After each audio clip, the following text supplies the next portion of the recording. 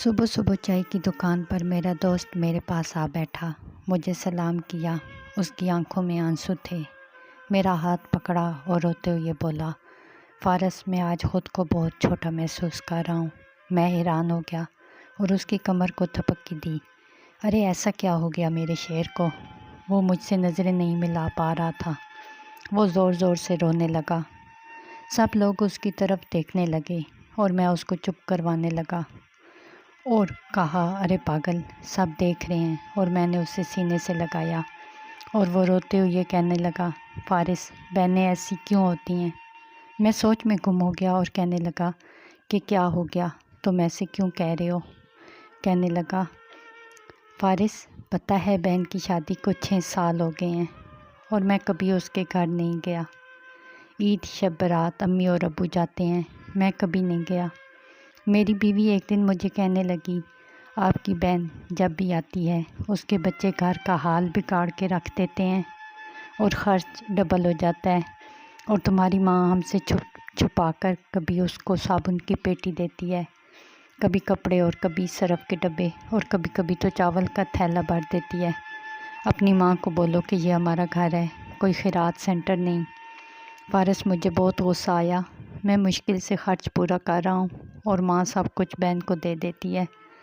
بہن ایک دن گھر آئی ہوئی تھی اور اس کی بیٹی نے میری ٹی وی کا ریموٹ توڑ دیا، اور میں ماں سے غصے میں کہہ رہا تھا کہ ماں، بہن کو بولو کہ وہ یہاں عید پہ آیا کرے بس، اور یہ جو آپ صابن اور سرف اور چاول کا تھیلا بھر بھر کر دیتی ہیں،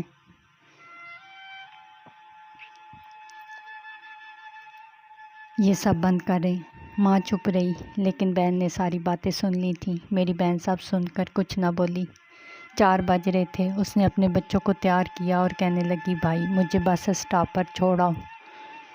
اور میں نے جھوٹے منہ کہا کہ بہن رہ لیتی کچھ دن۔ وہ کہنے لگی کہ بھائی، بچوں کی چھٹیاں ختم ہونے والی ہیں۔ پھر جب ہم 2 بھائیوں میں زمین کا بٹوارا ہو رہا تھا تو میں نے صاف انکار کیا کہ بھائی، میں نے اپنی زمین میں سے بہن کو حصہ نہیں دوں گا۔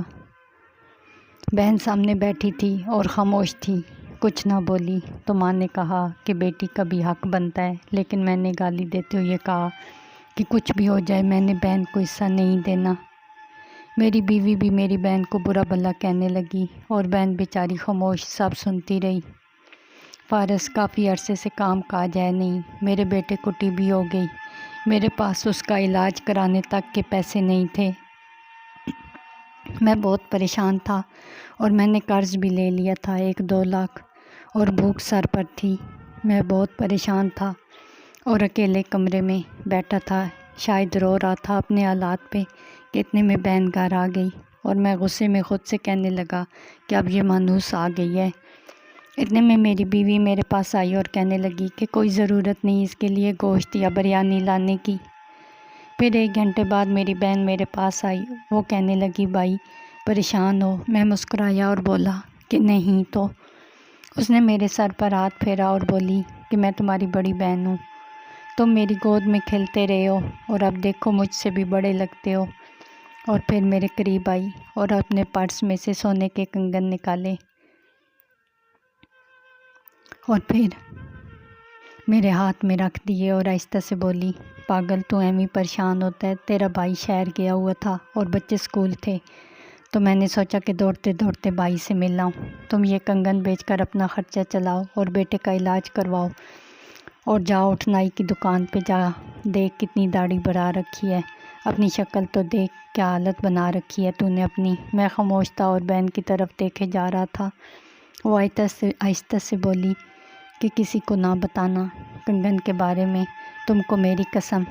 میرے ماتھے پر بوسہ کیا اور 1000 روپے مجھے دیا، جو 150 کے نوٹ تھے، شاید اس کی جمع پونجی تھی، میری جیب میں ڈال کر بولی کہ بچوں کو گوشت لا کر دینا، اور کہنے لگی کہ پریشان نہ ہوا کرو، تیرے بھائی کو تنخواہ ملے گی تو آؤں گی پھر۔